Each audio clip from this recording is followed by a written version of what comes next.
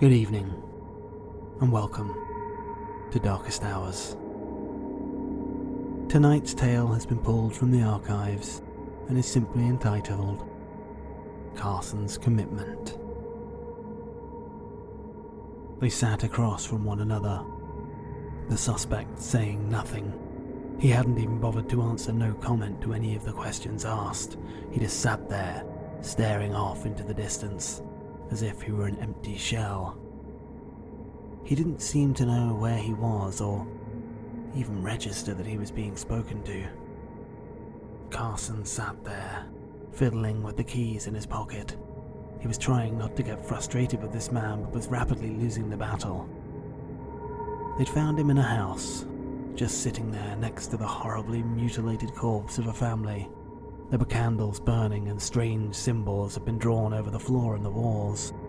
There was a knife, still buried into the handle of one of the children's chest. And the parents, well, they looked like they'd had several major organs crudely removed, although a couple were suspiciously absent. And then there was this guy, found at the scene just slumped in the corner. He'd been the only one alive and had no marks or signs of injury on him. They'd arrested him as a suspect, although Carson supposed he could just as easily have been a victim, maybe drugged and forced to watch, who knows. The person who had done all this clearly had a twisted mind. Carson felt like he'd been sitting here for hours with this man, trying to get him to say something. He had no ID, so they hadn't the faintest idea of who he was, and he wasn't in any of the family pictures, so at least he wasn't related to any of the victims. He tried encouraging him to talk, offering him coffee or tea, and none of that had worked. So then he tried being more aggressive and forceful in his questioning. Well, he might as well have been attempting to get answers from a stone slab. Come to think of it, Carson wasn't even sure if this man had blinked in the time they'd been sat there. He blew out a long sigh, finally admitting defeat, or at least needing a little bit of time to think about a fresh tactic, or let this guy come off whatever drugs he might be on. He stood up and walked over to the door, whilst motioning to the guard. "I need some coffee. Come on. This guy's not going anywhere." The second Carson's hand touched the door handle, the light in the room flickered, and then went out. It was pitch black. Shit. There was no point pulling on the door. It would have automatically locked the second the power went out, all designed for protection apparently, despite the fact that he was now locked in a dark room with someone that hadn't moved in about 3 hours. That actually seemed to make things worse. There was a whisper in the room. No, not a whisper. A hiss almost, throaty and aggressive. "Carson." Carson muttered the only thing that he could think of, and possibly the most foolish reply there was. "Who's there?" He cringed the moment he said it. He knew who was there. It was only him and the suspect in the room. The guard must have gone out first, and now be on the other side of the door.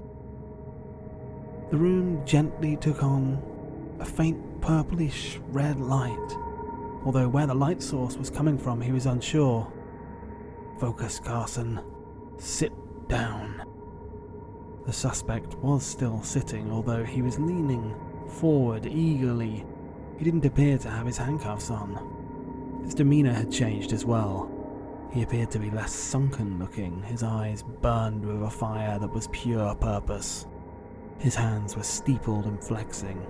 In fact, his whole body was gently swaying from side to side as those eyes locked onto Carson's, and he once again gestured at the chair opposite.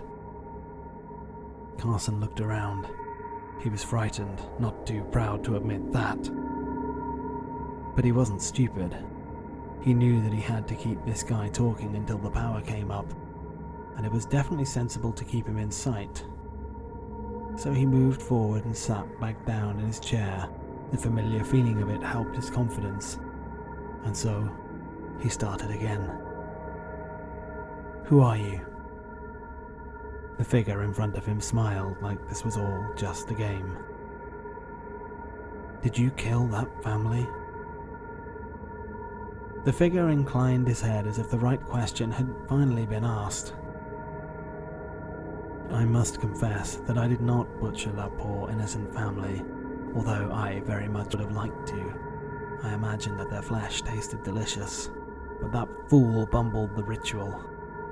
It left him an empty shell, and me, trapped between the planes. I need help, Carson. Help. From you. Carson scoffed. Well, you can't be that trapped. You're here and you're speaking to me, aren't you? I am. I can manipulate certain things to allow me to interact, but I do need your help. In fact, I rather must insist on it.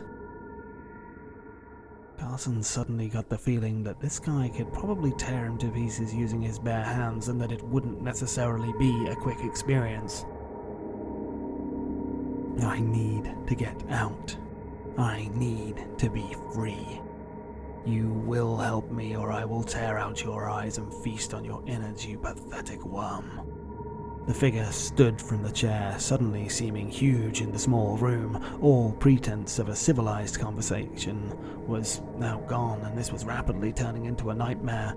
Carson tried to back away, but he couldn't move from his chair. He was rooted to it. No matter how hard he tried, he was fixed in position, watching those long fingers reach towards his face. No. No, please. Carson's scream echoed around the room as the light source faded to black. You okay, Carson? The guard looked at him quizzically.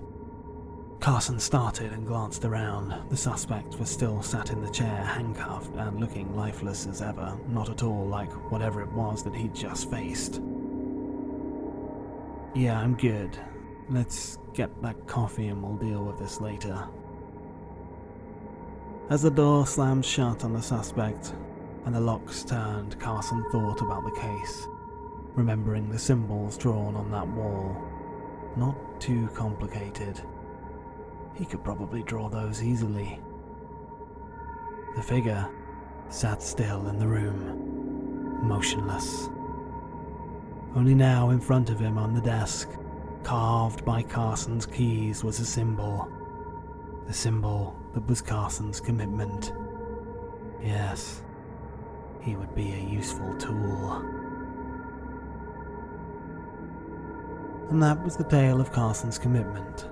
Demons can be manipulative, even inner ones. I wonder what deeds it will have Carson perform on its behalf. So, was this tale of demonic conversation a work of fiction? Or was it a man recounting his own inner struggles and completely factual? I'll let you make up your own mind. But if you enjoyed this tale, then please hit the like and subscribe button. Until next time, good night and sweet dreams.